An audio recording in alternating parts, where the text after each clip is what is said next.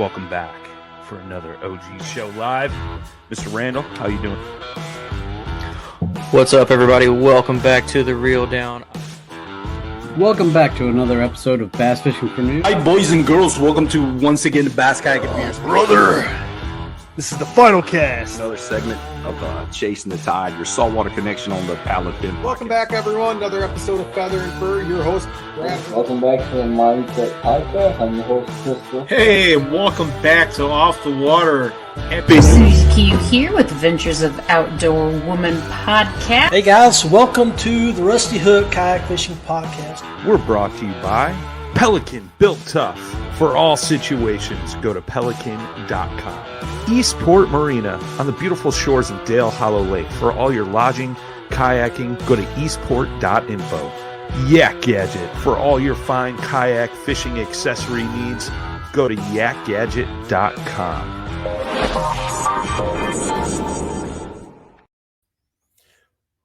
Welcome back to the show, everyone. Your host, Brad Hurlbus. And today we have on Sean from the Swamp Stick, which is this great little, not even little, like it's just this great motion decoy stick. So we'll bring him right on in. Sean, welcome to the show. Hey, Brad. Thanks for having me today. I appreciate it.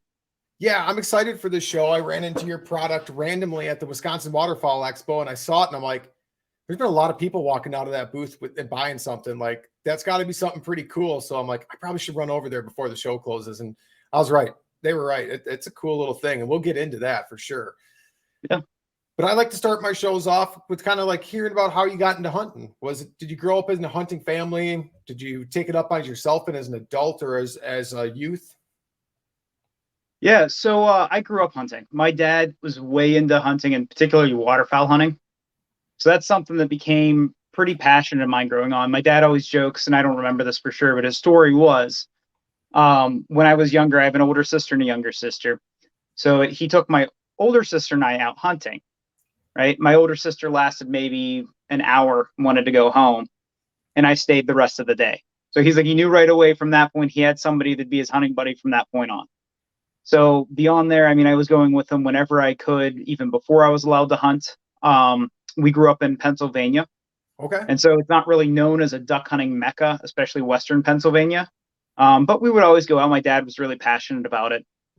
And then, growing up, started getting to that more, pheasant hunting, deer hunting, kind of built off of those points. So yeah, so it was definitely something starting from a young age and going forward. My dad got into it on his own.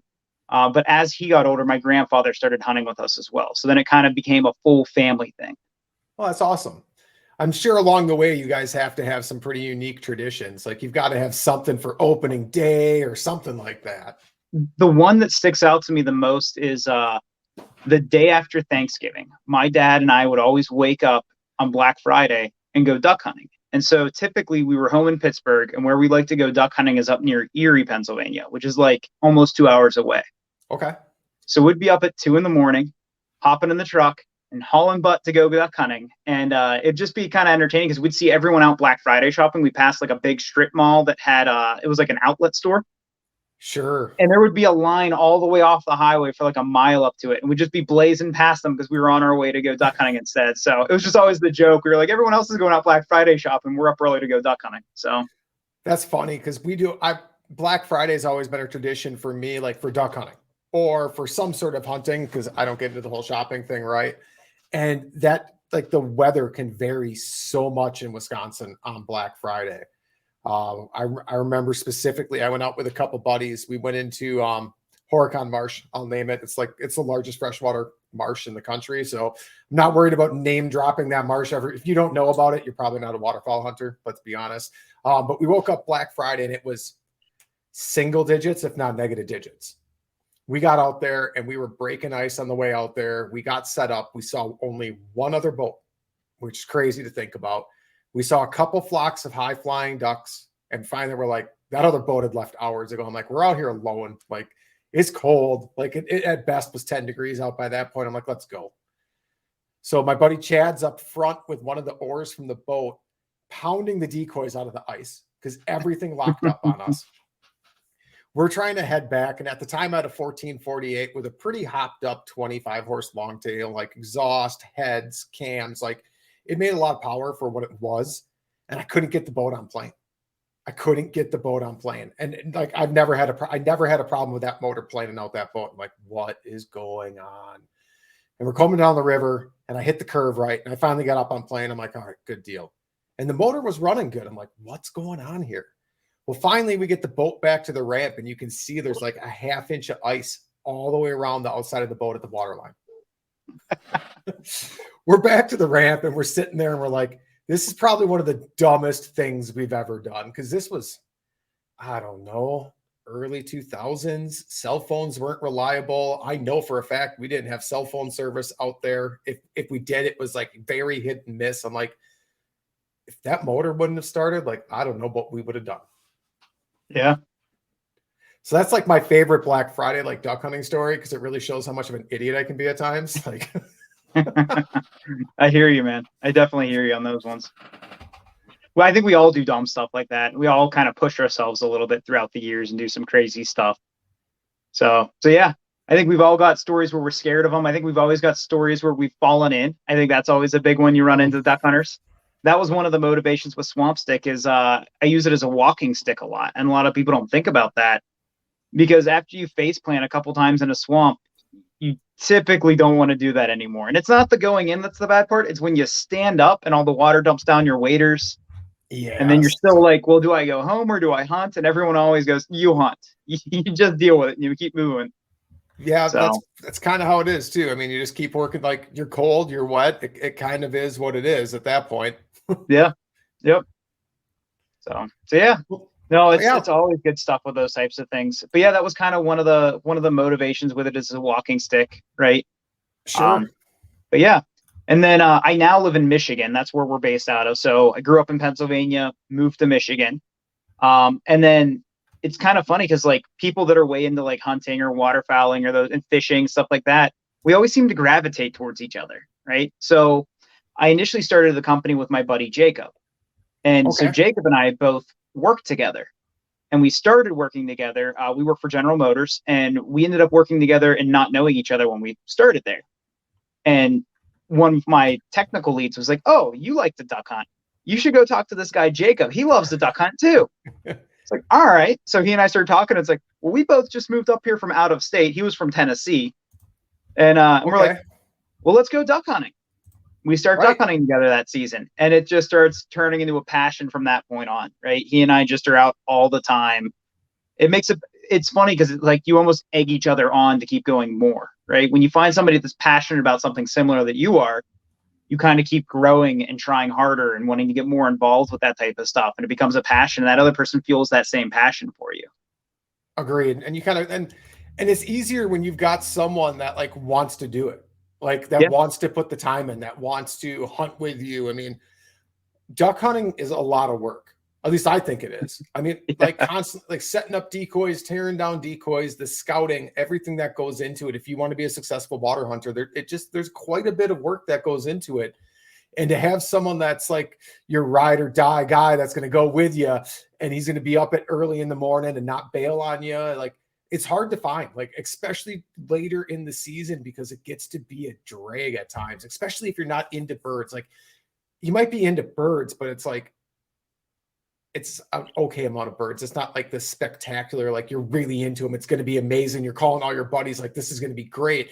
It's those hunts where you're at enough birds where it's like, all right, I'm going to hunt still. Yeah. But it's going to be a lot of work for what we're going to see. Yep. Yeah. We're going out in like really crappy weather. It's super cold. And you're like, nah, we got to stay longer. I think the birds are going to fly. Right. As opposed to like, oh, I'm cold. Let's go to breakfast. Right. That's the type of stuff you end up building those relationships around. And it's funny, you continue to find those people. I have a buddy, John, now, and we met him.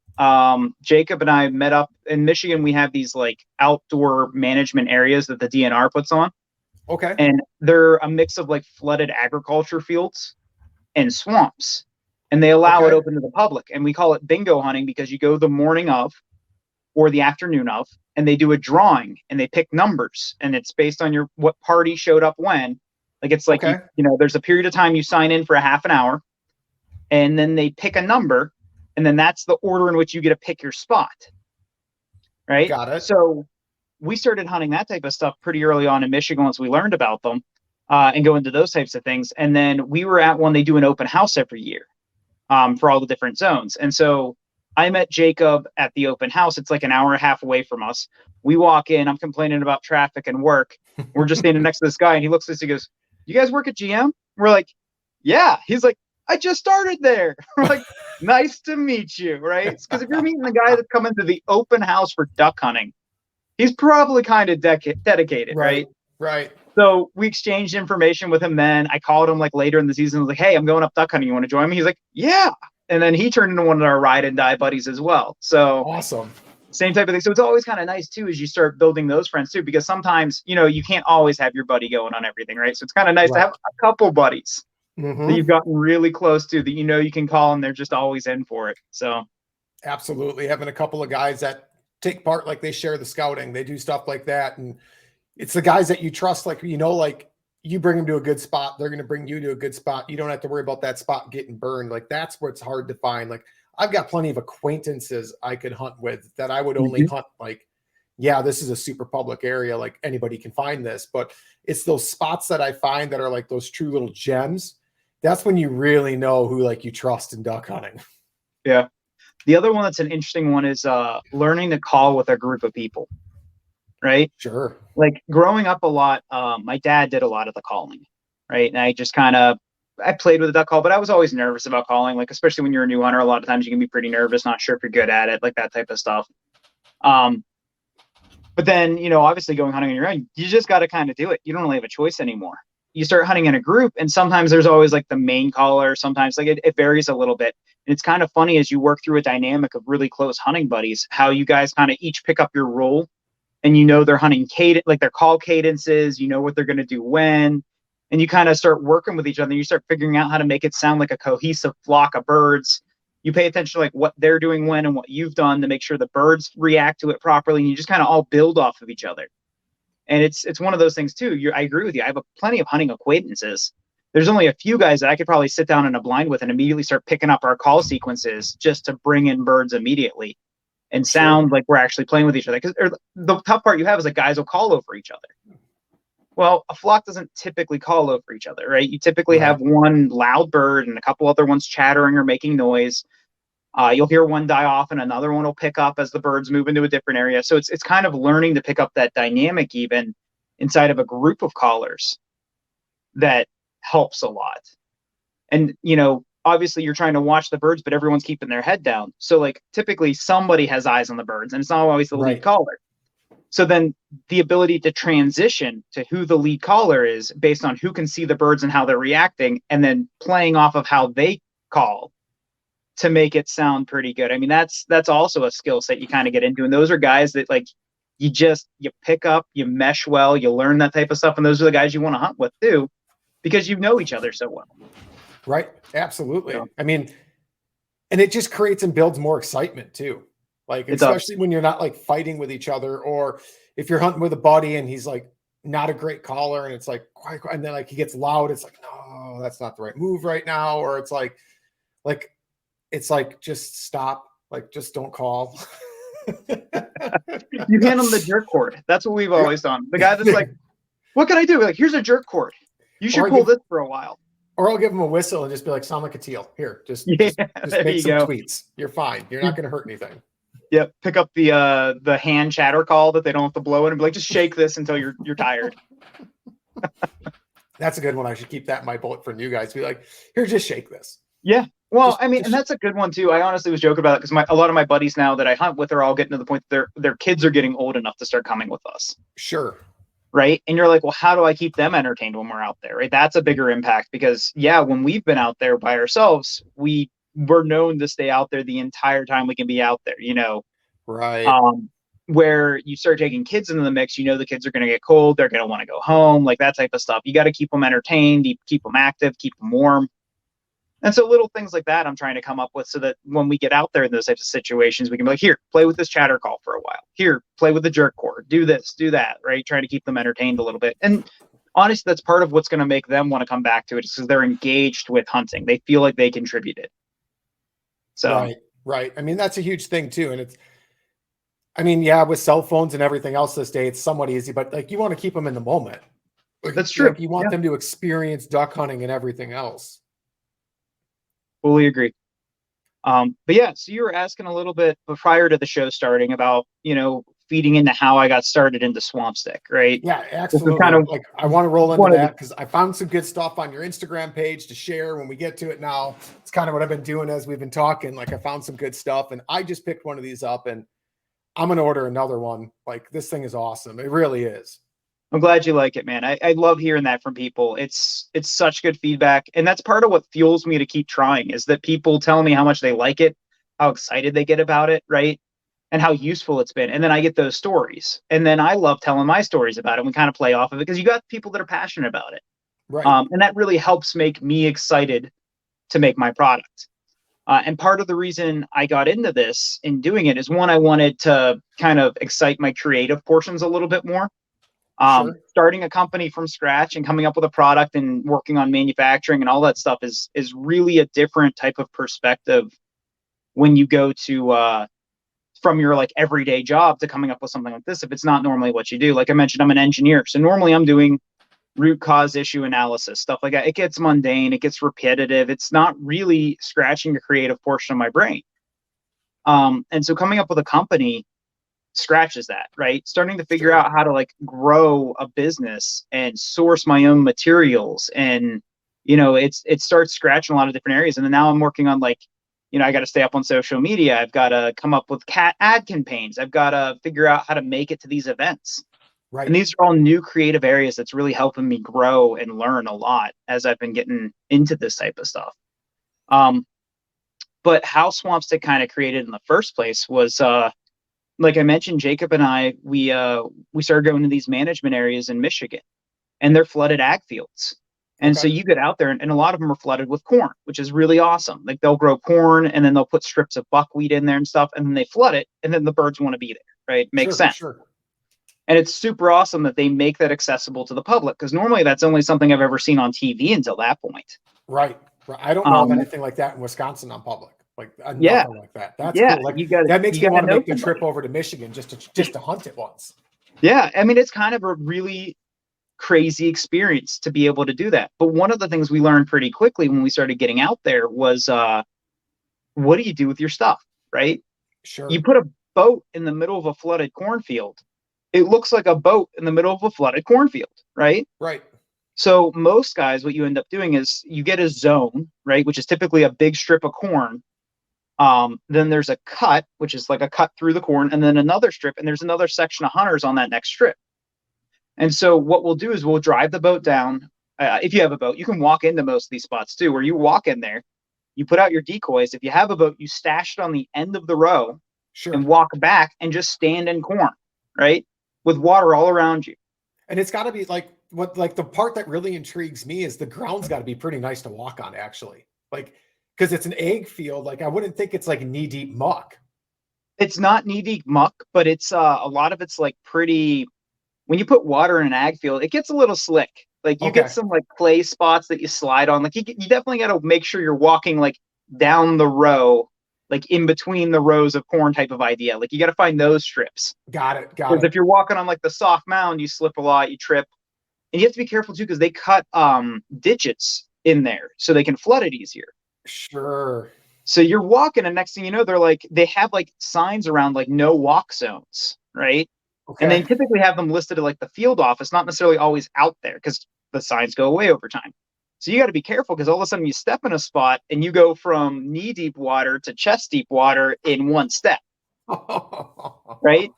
And of course, as you do it, you're sliding down like a slick, like clay edge. You hit the bottom, and then you slide your way up the other side of it, right? So you're like, you're trying to do that reaction last minute. And then it's kind of cool, because like, as the season goes on, they keep raising the water level in these ag fields, because they want the birds to keep coming in. So they raise the water levels to bring more birds in. So it's kind of cool, but it's funny, because like the beginning of the season, you're hunting ankle deep water. By the end of the season, it may be waist deep. So you step in that drainage ditch at waist deep water, you're probably getting a little wet. Sure. But yeah, so it starts turning into those types of things. And so we get out there, we're hunting, we're all prepped, we're ready to go. We're standing in waders, about, probably like thigh deep water, waiting for the birds. And I'm like, had a couple cups of coffee. I'm like, I gotta pee. And I look at Jacob. I was like, I don't know what to do with my gun. Like, I got my gun. I'm holding it, right? I've got my coat on. I'm like, I got to take my coat off. Right. And there's nothing more like demeaning. You're like, can you hold my gun for me while I go pee? Right. So you kind of do stuff like that. So we were like, all right, well, that's not going to work. Right. Let's come up with other ideas. We were talking with some other guys and they were like, hey, a jet sled's the way to go. So we go and buy a couple of jet sleds. We're like, this is it. Right. They're just like a plastic sled. Beaver Tail makes one similar to it. Right. I think jet sled's technically a brand. But anyway, so they're the little sleds. They can float in water, so you can put your bag and stuff in there. We're like, this is perfect. We take those out there. And I have a dog at the time, right? And I still have a dog now, but I had a dog at that point. So I carry like a stand out there for her that I put in the ground so she could be up out of the water while we're hunting. Of course. Get a couple ducks. We're like, spot on, man. We nailed it now. We got a sled. Our stuff's dry. We got a dog getting our birds for us. This is the life, right? And then she comes back with the birds. I take them from her. She goes and hops in the sled thinking it was her stand and sinks it. So we're like, oh, man. Such a good idea until that happens, right? Right.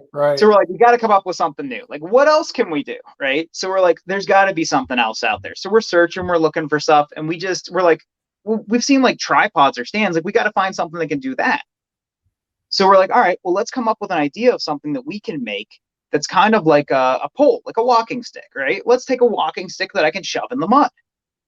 That's a great idea, right? So we go out there. I walked out. I think the first one we did was a broomstick. Shoved the broomstick in the mud. Stood up. I'm like, cool. Stuck my coat on it. It fell over. All right, broomstick's not going to work. We need something better than this, right? Right. So then this turned into, you've got two engineers that are now thinking of creative solutions on how to stand something out in the water that they can put stuff on.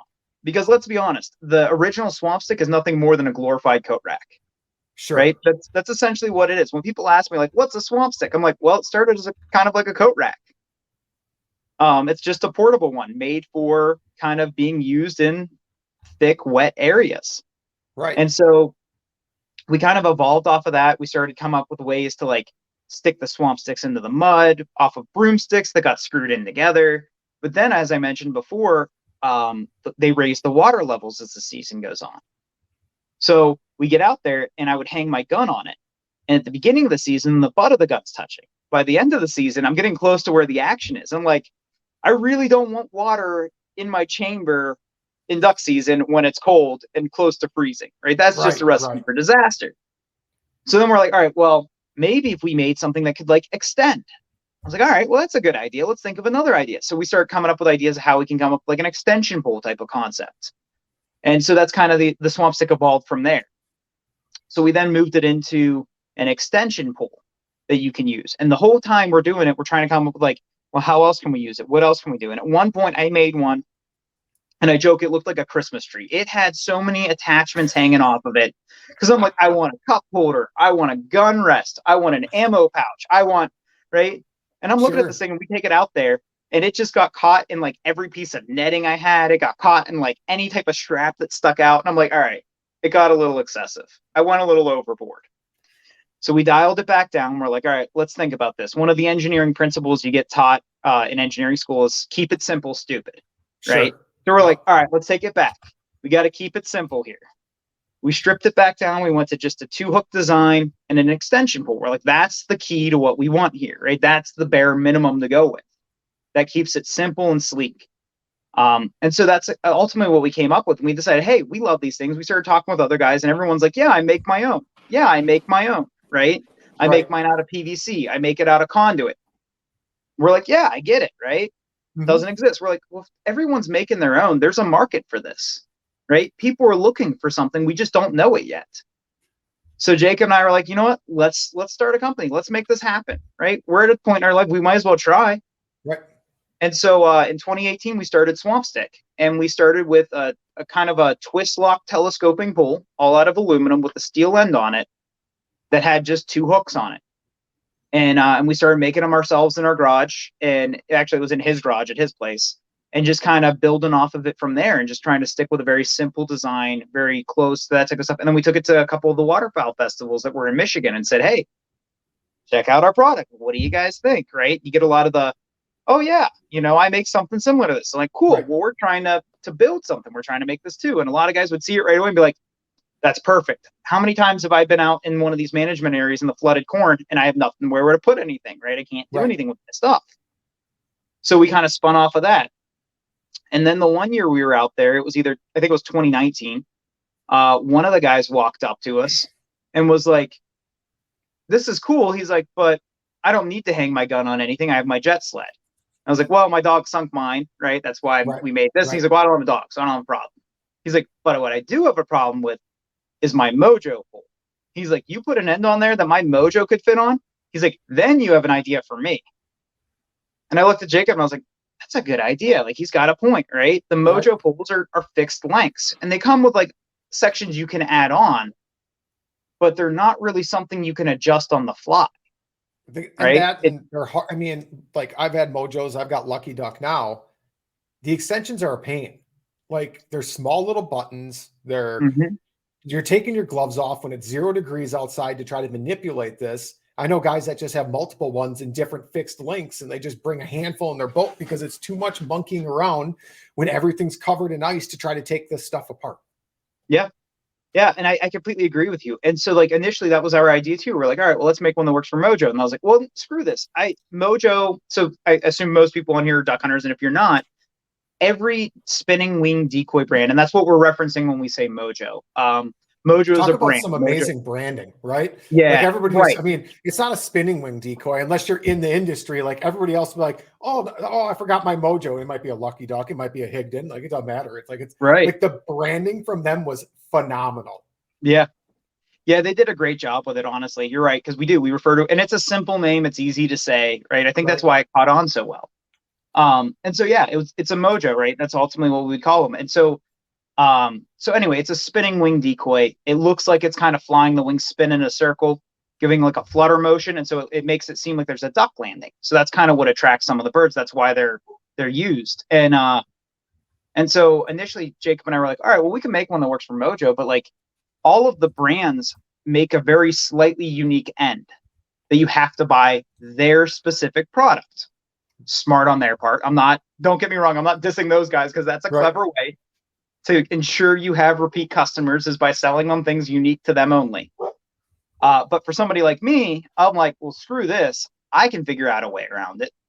So I start coming up with different idea ends and working out some stuff. And the initial ends we came up with actually were rounds, but they were the right diameter that they could fit both the Lucky Duck and the mojo ends, because Lucky Ducks are round, mojos are square. And we were like, perfect. And then Mojo went around and came out with the Elite series, and they changed the end design. And I'm like, you guys are killing me here, right? Like, I just laughed. It was like, no sooner did it happen, like, it was within 1 year, all of a sudden our product doesn't really work with anything new now. So it's like, I got to go back and revamp and come up with a new design. And then that started working right. And then AV Next now just came out with a brand, right? Their Power Flight. And so then we're like, well, crap. Now I've got to make a Power Flight one that works. Well, luckily I got lucky, and the Power Flight's slightly smaller than the Mojo Square, that it still works in the same item, right? Sure. But give it time, and they're probably going to change it a little. But the idea that I was going with, right, probably, you're right. Come up with something else. They'll see this podcast and they'll be like, you know what we need to do? We need to make it a rectangle. It's a rhombus now. But yeah, so it's one of those things that we were like, all right, well, let's make it universal, right? I don't want to get stuck with a specific brand. I really want something that's going to work for now and every brand we've had up until now. And so that was kind of the concept we tried to build off. Now, I can't guarantee it's going to work with every motion wing decoy out there. My goal is to make it work with most of them. So we kind of focused on the major brands, did a bunch of product testing, kept making sure it would fit in each of them. And just kind of coming up with those types of ideas and making sure it works as new decoys come out. We just have to purchase the latest one and give it a try. But yeah, so that's kind of how that built off of it. And then COVID happened. It kind of screwed us getting that out to market right away with some of the stuff. But then we kind of built off of that. Now, the original Swamp Stick design was a twist lock. So you would kind of like twist the two ends together, and it would hold off a tension. It had like a friction lock in it that way. And what we ended up finding through testing with it and through customers, because honestly, customer feedback, I as a small company, there's only so much testing I can do. Right. And so I unfortunately have to use some of my customers to tell me how they use it and where they run into problems. And one of the feedbacks we were getting was it's great in the warm weather, but you hit like November, December, January, these things freeze up on you. And I remember standing out there one time, and I seriously was spinning this thing probably like a good 20 minutes trying to get it to catch. And I'm like, oh crap, I've got a problem, right? Sure. So we were like, all right, we got to revamp again then. We've got to go with a design that's lever locked. And when we revamped it, initially the twist lock design went underwater, right? Like the part that was on top went under a bit more. So it kind of made it tough because you were touching a wet part. So I was like, all right, well, when we revamp this, I want to try and keep my hands dry. And I want something that's going to be able to be not only to lock in all conditions, but be adjustable when you're out in the field. So what we came up with was a lever lock design. And so this lever lock design kind of can press in, it flips inward. And underneath it, there's actually like a little thumb screw. And you can tighten the thumb screw as the season goes on, because obviously your materials are going to shrink slightly as it gets cold out. So that's kind of where that evolved into from there. Was we went from this other part, being able to have the twist lock and going forward. The other part that happened around that same time is Jacob stepped out of the business.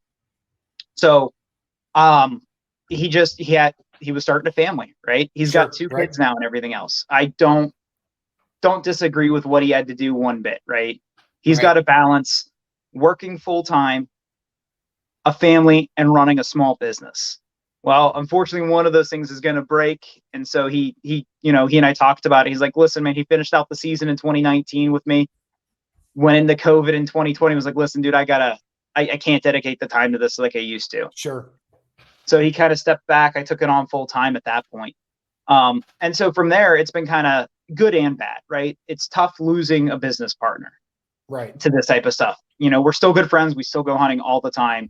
I still play ideas off of him. He's still, I still give him my test products as I come out with them. Like, here, can you break this? Right? Can you play with this for a while?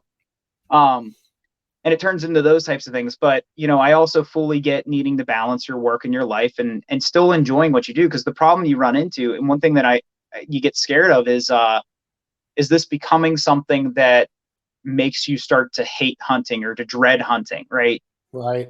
You burn yourself out. And that's something I don't want to do. And actually, these festivals that I was mentioning earlier and where I met you are tough because they one right after another, and it's constant grind and it's constant advertising and it's hard. But I love hearing people's feedback. Like you reaching out, you're like, dude, this thing's pretty awesome, right? We saw a ton of people with them. I got to get my hands on one. Even better, you want to try and come and talk about it on a podcast, right? Exactly. I used it once and I'm like, yeah, we got to talk about this because it solves all the BS. It does. Like middle of the night, working with headlamps and everything else, trying to set your decoys up. How long does my extension need to be? Like, I don't know. Like, I don't know. It's mucky. Like I ground my way out here with a mud motor. I don't know how I'm not getting out to stand in it. I'll tell you that much right now. Right. I'm like, I don't know. Do I need 2 extensions? Do I need 3? I don't know how long I got to make this. And like the end on yours, and I know you haven't really touched base on that yet, and I don't want to steal that thunder, but it's not just a little tiny spade or a pole going into the ground that can easily tip over. It's got this big, like, it reminds me of like a medieval cross almost, or like an old medieval arrow. Like it's this big, like spike. And when I say it's big, but it's not heavy. Like, and it's not like, like it's not dangerous where like you have to worry about it puncturing your waders or making a hole in a boat or anything like that. But it's a good sized piece of metal on that aluminum pole, and it doesn't fall over. Like it provides enough resistance in that mud to hold that up, even in a windy day. Because the one day we were out with it and Teal was pretty windy with it spinning, it didn't try to tip over at all. Like I set it at kind of an awkward angle because that sometimes happens and you just roll with it. Again, it was muddy. I wasn't walking back out there, and I'm like, it never moved. Like it never continued to fall over, which I guarantee you with like a standard factory spike, at some point I'd have been going out there to fix it. Yep. Yeah, and that's a good point you bring up on it. You're right. That spade end we put on there, it has 4 big fins. And I'm at these events all the time, and the first thing I hear is, "What's with the spear?" Right? Because that's what it looks like. It honestly looks like a spear. It looks like you should be ready to launch this thing at a bear or some other huge animal. There you right? go. A whole other marketing opportunity for the guys down in Texas that have to worry about wild hogs. They have a backup spear. Yep. So we always joke about it. I was like, you're right, it does. It looks just like one. I was like, but unfortunately, it's made for spear in the ground, not for spear in an animal.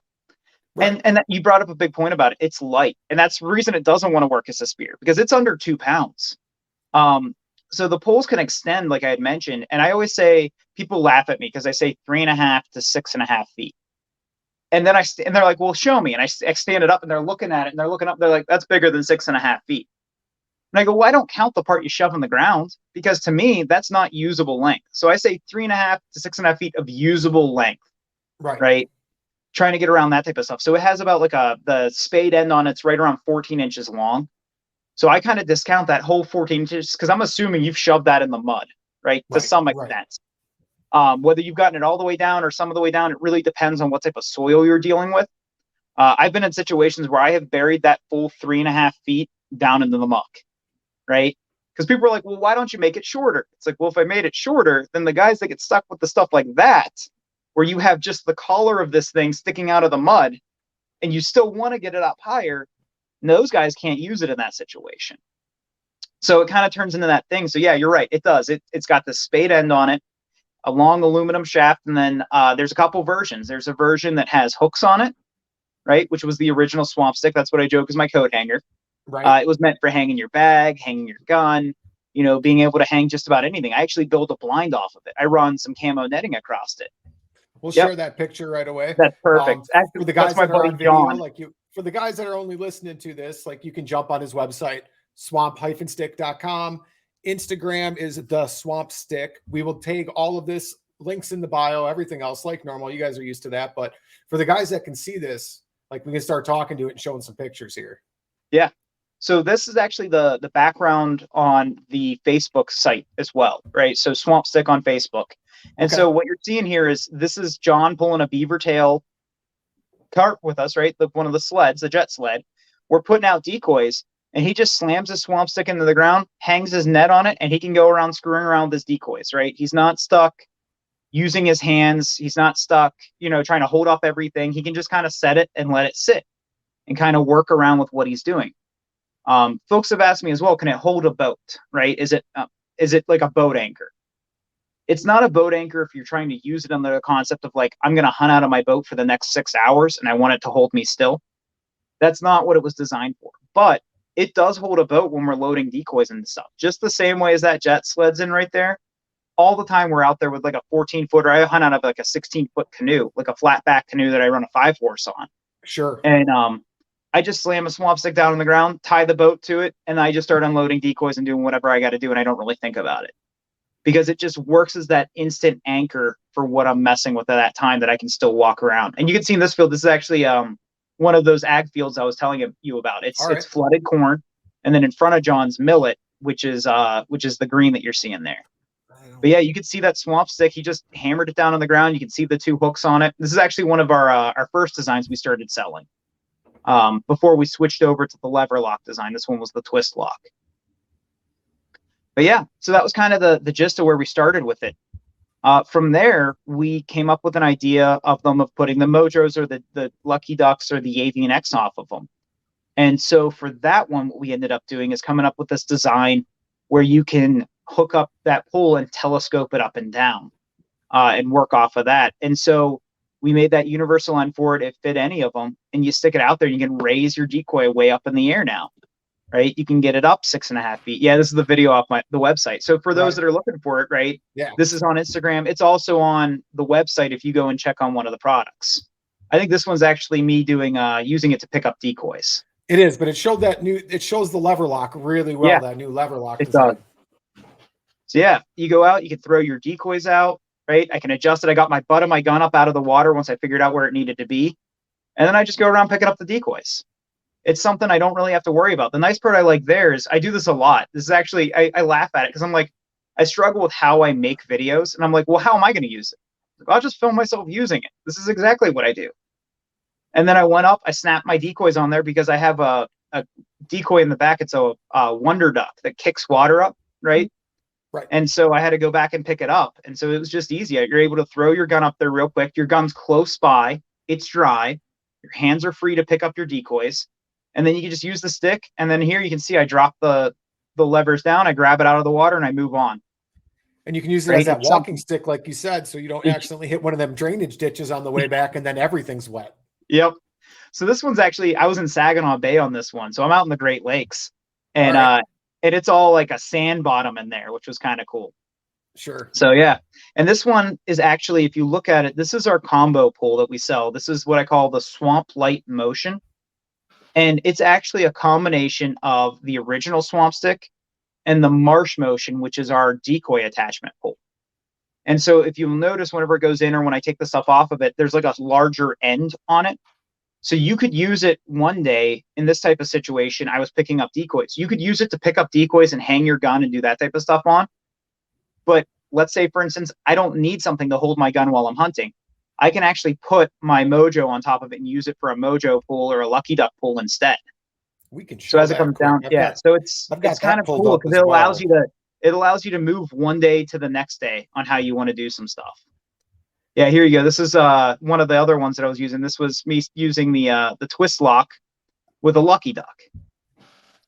And so I went in, I snapped it out, raised it up, locked it in place of where I wanted it to be, and just moved on. It shows that end really well and how easy it is, that how easy the motion decoys just go into there. And that lever lock that was in the last video, which is on your new pole, works extremely well. Just extremely well. I'm glad you liked it. Yeah, I like that it's able to be adjusted really quick on the fly, right? That's a big part of what makes it nice. But yeah, so it's just a lot of that type of stuff. And it's being out there using it, getting feedback from people. I do hear what people say when they provide feedback. I don't want folks to think that I don't listen to them or I don't hear their input, because sometimes they'll bring something up and I love it. I honestly do like talking shop with people. They'll bring it up and they'll be like, you know what you should do? They're like, you should make a gun rest so that it's aiming into my decoys, right? Like I hear that one a lot. And I'm like, you're right. And I tried it for a while. I kind of came up with some different ideas. I built some prototypes. I did some different things. And what ended up happening is, for myself, I didn't feel safe that it was not going to tip over with your gun on it. Sure. I didn't feel safe that, somebody might be out there. And part of what made me think about it is I grew up with a lot of gun safety, right? My dad was pretty adamant that the safety doesn't go off until you're about ready to shoot. As you hunt with other people, some people turn their safety off at the beginning of a hunt and don't turn it back on until they're done. Right. And I started thinking about it. I'm like, shoot, all I need is one of these idiots that, does something dumb. And maybe you're not an idiot, right? I say idiots because it's easy to make somebody that does something poor a negative situation. Right. But let's say somebody goes and makes a mistake. They put their gun on there. They become complacent. They turn their safety on. Right. You forgot, or you thought you turned it on. Maybe you're wearing gloves. I don't know. Right. There's a lot of situations about it, but let's assume you put your gun up there. Safety's off. Right. Now your gun falls over and it discharges. Now we've got a bigger safety concern. Right. Right. And if your gun is not aiming in a safe direction, like up, I've now got a gun discharging in a direction there may be hunters. There may be somebody in the decoys picking them up at the time when this happens. Right. And it could fall over and nobody could be around. It's not like somebody knocked it over or anything. You could have put your gun on there, went to adjust your decoys. Your gun fell over. It discharges and it hits you while you're in your own decoys, right? That's a real situation that could happen. And so for me, I start playing those out and I start thinking about it. I'm like, I just don't feel comfortable with this, right? So, it's not that I don't want to disregard people when they say, hey, you should do this. I agree with you. I just personally always put a little bit of my own liability on my product. And I would feel so bad hearing, hey, my dad passed away because the gun fell over and it hit him, right? Or something like that. Like that would make me feel so horrible. Right. So I just kind of weighed it out. And I was like, if I can't keep the gun in a safe direction, I really don't want to put it in this situation. there are products out there for folks that want those that will hold your gun in like a rest type of position. You can adjust it to different angles, but they're also a lot beefier, right? They're typically made out of steel. They've got bigger anchor points, you know, and they're made for that type of use. So when people bring it up, I said, hey, you can go buy one. They're out there, right? You just got to search. I think there was one that was sold by a smaller company. I think Momarsh has them now or somebody else. I couldn't be speaking wrong, but I saw it out there. It was specific towards duck hunting, right? Sure. And I recommend it. Somebody was like, well, yeah, I use that, but it's heavy. I don't like it because it's heavy. I'm like, well, I get why it's for safety. It's safe. Yeah, it's safe for a reason, right? If my goal is to stay lightweight, then I really don't want to flirt with that too much because I'm scared I could expose somebody to something and have them get injured out of it. Right. The other one I get asked is like, so right now we've kind of stuck with kind of a standard size in the swamp stick, right? 3.5 to 6.5 feet. And people are like, well, you know, hunting the Great Lakes region, they're like, I want it longer, right? Sometimes you get out to a spot and it's deeper than that. And that's great, right? I fully get it from those types of perspectives. The parts that start making me nervous about that is, you know, you're sticking a $100, $200, $300 motion wing decoy on the end of this thing. I'm going to feel really bad if this thing falls over with your decoy on it and breaks it, damages it, loses it, right? Right. That starts making me a bit more nervous. And what I noticed is when I started getting out of that range where, you know, it's something you're not comfortable standing in, it's something I'm typically not super comfortable putting my product in. Sure. And we talked about how light it is. It's aluminum, right? And so people don't realize this, but like if you watch the difference between like why not only the price of it, but like aluminum versus steel, you can get a lot more flex in aluminum, right? So I've done it where I've stood my Lucky Duck up at full extension on a super windy day, and I just sat there and watched it, right? I buried the end in the ground as much as I could, and I just sat there and watched what the decoy did. And what I started noticing is off of heavy wind and with those wings spinning, it starts to vibrate, right? Back and forth. And it may not look like much at first, but over time, like that energy transfers somewhere and it transfers down in that end in the ground. Right. And so you have that risk of over time, it starts to lean a little bit, right? Maybe not right away, but over the course of 4-6 hours, you know, it starts to teeter. And so when I started getting anything over that type of like 6.5 feet of usable pull, you know, I started seeing them tip like that faster. That energy transfer started more. I could see the pull flex way more. Right. And so I start getting nervous because, you know, again, I don't want somebody's decoy to get damaged. I want to make sure when I'm releasing my product that it's safe, that it's something I've tested a bunch and that it's good. Now, if you were burying that, like I know you and I were talking earlier, some of the muck that we deal with out there, like knee deep muck, you bury one of those poles in knee deep muck. Yeah, you could probably stick it up way taller than that and it'd hold fine. Right. But it's when you're hunting when you're hunting wet sand, when you're hitting a sandbar and you only get half that spike in there, and you're like, but you're in 8 foot of water and you want 12 foot of pole, that changes everything because you don't get the same penetration, you don't get that same holding power that you would have in that like waist deep muck that just is miserable to try to wade in. Yep, you're absolutely correct, right? And that's exactly what it is. Like, it's not that you can't do it, and it's not that there's people out there that don't do it, because there are, right? Sure. It's just it starts becoming a variable that it puts me in a danger zone that I really don't want to have somebody's product get damaged, right? And honestly, like I'm the type of guy that if you called me and were like, "Hey, it broke my mojo," I'm gonna honestly feel horrible about it and be like, well, "What can I do to make it right? What can I do to help you out here?" Right? And so it turns into one of those types of things as well. So I kind of like always look at it under so many perspectives, and want to make sure that I'm sending a product out there that I feel tested, that I feel comfortable with, that I feel can do it. Not to say that I may not come out with a longer pull in the future. I very well may. But what I'll probably end up doing is either probably go to like a steel then, something that's going to be heavier, that's not going to flex as much.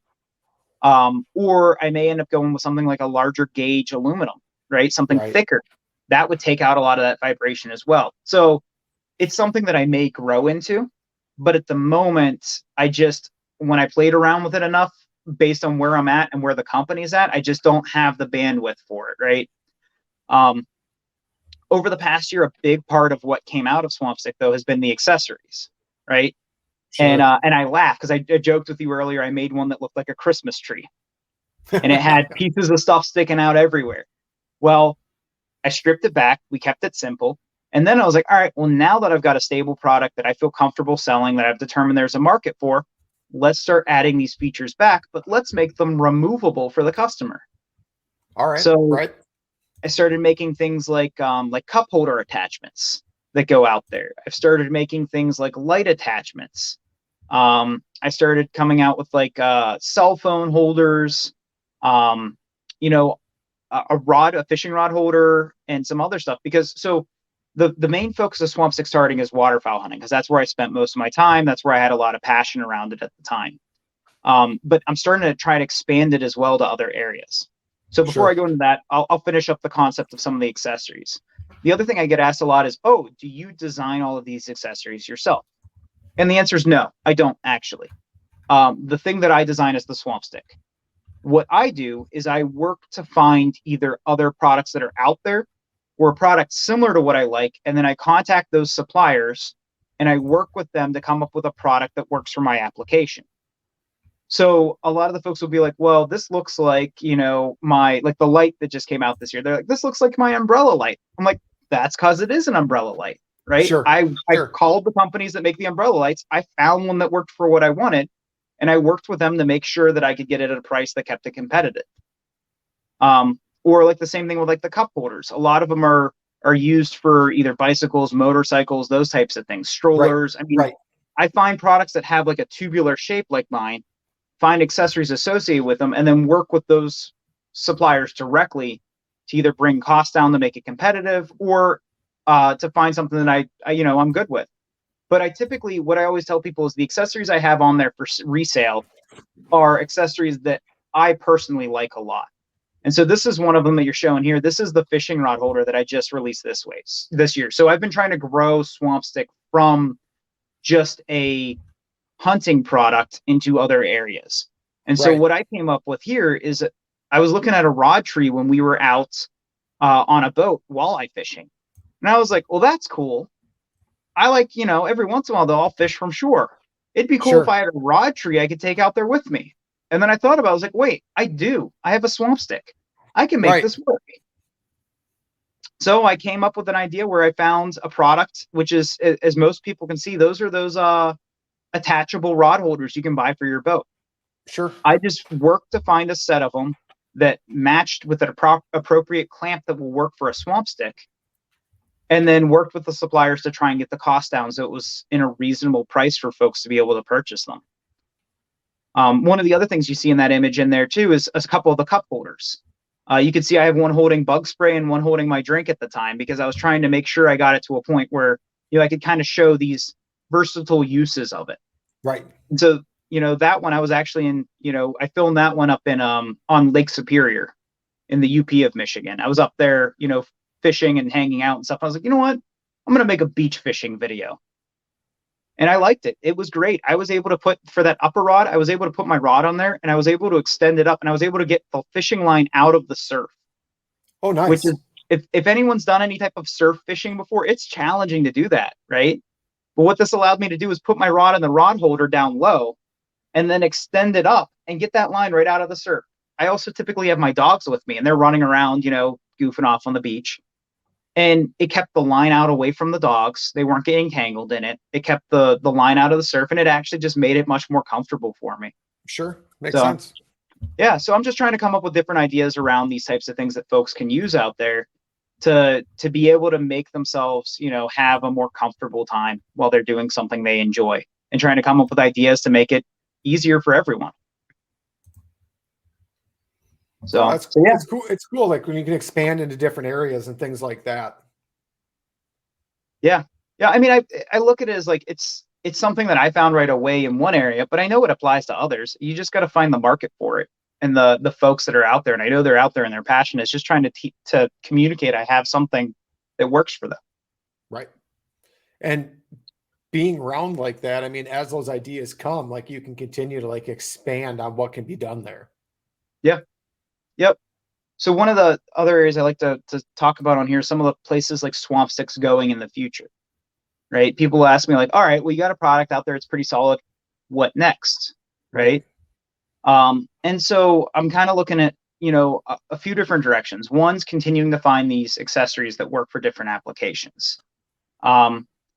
Another one of it is trying to meet new application needs that folks are asking for. Maybe I'm going to spend a little bit more time trying to make a swamp stick that can go up to 12, 15 feet, right? But I'm going to have to change materials around. Sure.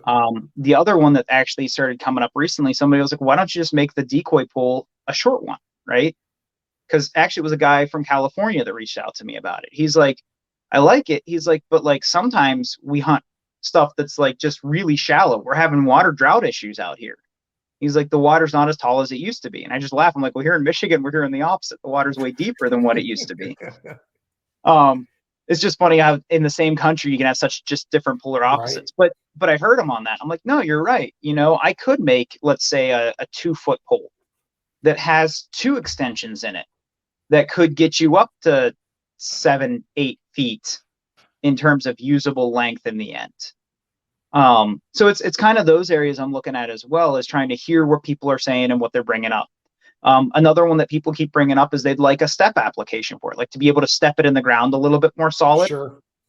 I've teetered with that one a lot because it's hard. I'm trying to make it to a degree like user friendly and also not make it to where it's going to break on you. So I've been trying to play, and I have heard people, I hear them all the time on this one, and I've been playing with a lot of different concepts for step designs because I do hear it. It's useful. But what I'm worried about is that I'm going to make, like, if I make an oversized step, I'm going to get that guy that buries this thing so deep in the ground he can't get it back out. Sure. Right. And that's also a new problem because now they're stuck with a pole that went in great, can't get it back. Right. Right. So I'm trying to kind of work on that stuff. So hopefully here in the near future, we'll be seeing a step coming out. You'll see some new lengths for swamp sticks. I'm working on a new hook design. So while I like that little U-shaped hook that's on there, it's not the best because most of the times I say if you're going to hang a gun on it, hang it on there with a sling. Right. Well, the problem I've run into is a sling typically is almost a little flat, right? It's a little wider. So I'm coming up with a new hook design that's a little bit more linear to be able to hang like a strap on easier for that type of stuff, to be able to hang like a book bag strap on, so I'm trying to play around with some of those ideas and get some more context behind them and grow in those areas. But yeah, that's kind of where we're going with. And then the other one's getting into retailers. It gets pricey to ship these things. Anyone that orders one online will see that. The problem I run into is there's a handling fee because it's considered an oversized shipped item. Sure. Right. Like USPS, that's anything over 12 inches is oversized. In like UPS, I think it's 24 inches. So it becomes a little challenging. Well, the product's only 2 pounds. It's super light. Right. It's long.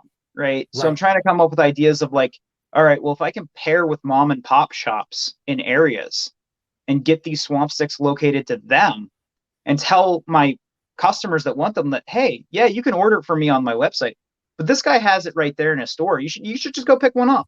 Right. Sure. So that's where I'm trying to grow now is, I'm trying to get with folks to tell me, hey, who's your favorite mom and pop for waterfowl hunting? Right. Send me their contact info. I want to reach out. I want to do business with these folks. I want to make sure they stay in business. I want to make sure they're getting people coming to them because it becomes mutually, good for us. I can have swamp sticks in an area. I can save my customers cost and I can keep that mom and pop in business for a little while longer so that they have people coming in to buy stuff. So it's kind of one of those mutually exclusive or those, everyone wins type of situations is what I'm trying to get to in the end. So that's all part of it, and I'm trying to bring, more stuff together and get my price down. The other part that I'm trying to be conscious of is prices are going nuts with everything. Right. What can I do to save you guys as much money as you can? Everyone only has so much money to spend on hunting stuff when it comes to a season. And whether your wife says it's this much or you say it's this much, there's a price there, right? There is some limit in which you've crossed it one way or another. And so I'm consciously aware of that. And so I am trying to do everything I can to keep my prices lower, to try and work to get everyone the best deals that I can. So that way that we can keep this something that people can keep using. Because honestly, I love a big part that I get passionate on. I said I love talking with people, but I really love hearing people's hunting stories. I love people using my product. I love hearing the feedback about it and how, they maybe used it in an application that I never thought of. Sure. And I really get energized by that type of stuff. And it really helps me get interested in making a product and keeping a product that people can love and use and, recommend. If somebody recommends something, that means the world to me, because that means you like it enough to tell somebody that you care about that this is a product that they should get. And that's kind of that, like, for the people that follow me, the people that follow my show, like, they know I'm a tournament fisherman and they know I only represent a handful of companies, because that's like, I actually truly believe in the companies. For the ones that have followed this show for the little over a year, almost a year and a half now, it's been on, actually, time flies. I haven't done many product reviews. I really haven't. A lot of my shows are hunters, dog trainers. We do a lot of story time. I don't have a lot of product review shows, and the product review shows I do have are with products I actually believe in, because I don't promote things just to promote them because for a deal or something like that. I've never once promoted a product because we're like, hey, I'll give this to you, promote it. If I don't believe in the product, I'm not going to promote it at all, whether I get it for free or not. I'm not going to do that morally. And I paid full price for my swamp stick. I liked it so much, I wanted you to come on the show because this product is great. The price point is really, really solid. And for you to make it a better price point, it's even like amazing. Like there was no hesitation at the price point it is for what you actually get. Like it removes all the messing around. It fits in my gun locker in my boat. I don't have to worry about it getting trashed.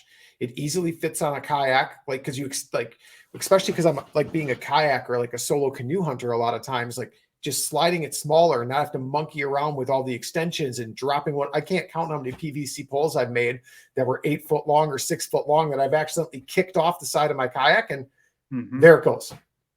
Yep. Like none of that anymore. That's why, like, I wanted you to come on the show, because it's the first product I've talked about in a while. I'm like, this, like, it really makes sense. And like, it's super affordable. We're not talking about $1,000 something. We're talking about an affordable, like, decoy pole, or like hooks, like you're hunting flooded timber and like, you can't put hooks in the tree and you don't want to monkey around with a strap. Just stick this next to it. Yeah. I mean, I've even been expanding it to the point of like, I don't know if I mentioned to you when you were there, but I sell a GoPro mount that has a threaded insert that comes with it. And, a lot of guys like to film their hunts. I love it. That's great. And my biggest complaint is I hate shaky video, right? So if I can secure your camera so you get a clean video, I'm happy. But one of the things I was playing with it last year is I realized it worked great when I was deer hunting to be able to put out trail cams. Now, I'm not going to put a swamp stick on public property, right? Because that stick and the camera are going to be gone the next time I come back. But if you have private property and stuff like that, like I mentioned, I grew up in Pennsylvania. My uncle has property there that I hunt on, and it was previously strip mined. So our hills go from like normal hills to like aggressive hills. Sure. And of course, the deer want to hang on that aggressive hill because they're covered, they're safe. There's not, it's very difficult for something to sneak up on them there. And so for me, putting a trail cam on there, my options are put a trail cam and it faces the treetops, or put a trail cam so low on the tree that you get only the deer that crosses right next to it. Right. So I was able to take a swamp stick, put it in the ground, attach a trail cam to it, and actually bend the trail cam so it aimed down the hill, right at the angle. And then I was able to get pictures of all kinds of animals walking across that hillside. And it just made it a lot easier for me to be able to get the exact shot I wanted on, whether it's a lick stick you put out there for the deer to come up to touch to, or if you had put out like, maybe you were putting out like a salt lick or something. It gives you that ability to track them a little bit easier in those types of areas. So it's just trying to play with it and work with it and see what other areas I can find for people to help it going on. But I appreciate it. I appreciate your feedback on it. And I really do appreciate these shows. I just want people to realize that, I'm in it because I'm passionate about it. That's why I started this business. And I'd love to see it become an amazing thing. And I'd love to hear more people's feedback. And I consciously care. And I know everyone else does as well. So that's why it's kind of one of those things I want to reach out about. And I appreciate you being the type of person, I got that right away, that doesn't just rep every product, right? You care and you want to inform people. Absolutely. We've already touched base on it once. Why don't you tell everybody the different ways they can find you? Yeah. So easiest one, if you want to order a swamp stick, is our website. It's swamp-stick.com. But I'm also on Facebook at Swamp Stick. I am on Instagram at The Swamp Stick, and I am also on TikTok now under Swamp Stick. So I'm in all of those different areas. Reach out. I've got links to the store in each of those areas as well, so you can always touch back off of there. And then likewise on the website, I try to put local partners that I work with that you can pick up a swamp stick from. So as I've been growing that this year, I try to list those mom and pop shops on those locations so you can maybe try and find a place near you and help save yourself a little bit of money. Perfect. Sean, I really appreciate you coming on. For all the listeners, as I said before, we'll get all the links in the show descriptions, make it super easy to find it. This will be put on Facebook, Instagram like normal. We'll have all the tags, everything super easy to find. I think you'll be, for the duck hunters out there for sure. And then for those other guys out there because here's another application that you haven't probably really thought much about, but like I know a lot of guys from kayak fishing that will use a stakeout pole to like attach a GoPro to, but you get that shaky motion. Or you're carrying around an additional stakeout pole that's 7 foot long. Whereas like that's a whole different market you probably haven't even thought of for the guys that self-film for kayak fishing that want an extendable pole like this. That's a secure mount for a GoPro. That's a good one. Yeah, you're right. I don't kayak fish. That's why it's lovely when I hear that type of stuff. Like somebody can tell me a way that I never thought of using it, and I'm happy to give it a shot. Yeah, that'd be something I'd take a peek at. Like there might be something there for sure. Because I've done that before, the self-filming kayak fishing, and you get the big stakeout pole and it's either too tall and you're messing with a weird camera angle, or it's not tall enough and it's shaky or something like that. And you don't like I didn't really think about that until like right now, but that's really could be like, that could be pretty solid for self-filming for kayaking. Yeah, that's a good one. No, I appreciate it. I really do. Well, Sean, I appreciate you coming on.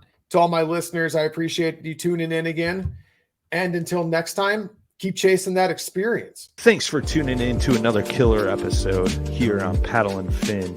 Be sure to drop a 5-star rating, a thumbs up, or smash that subscribe button on any platform you're listening in on. Be sure to check us out on Waypoint TV, waypointtv.com. Make sure you sign up for the Fantasy Kayak Fishing League at paddleandfin.com/fantasy.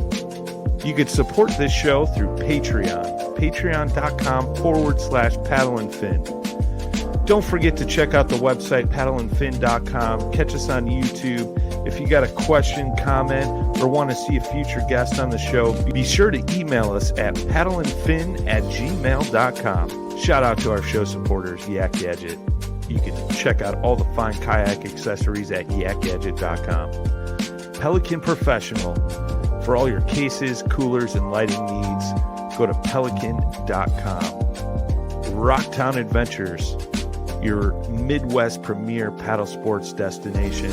Go to rocktownadventures.com. Eastport Marina, the beautiful destination on Dale Hollow Lake. If you're looking for lodging, kayaks, kayak accessories, or anything fishing related on the beautiful Dale Hollow Lake, go to eastport.info. And Jigmasters Jigs. When in doubt, get the jig out. Go to jigmasters.com and fill your tackle boxes today.